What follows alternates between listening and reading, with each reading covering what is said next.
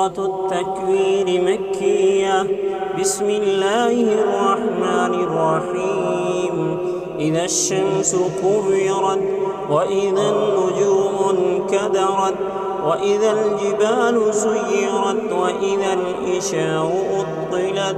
وإذا الوحوش حشرت وإذا البحار سجرت وإذا النفوس زوجت وإذا الموءودة سئلت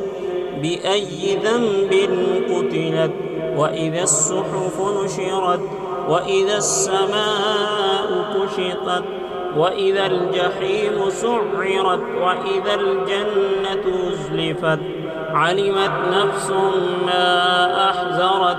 فلا أقسم بالخنس الجوار الكنس والليل إذا أسعس والصبح إذا تنفس إنه لقول رسول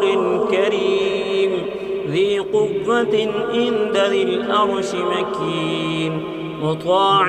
ثم أمين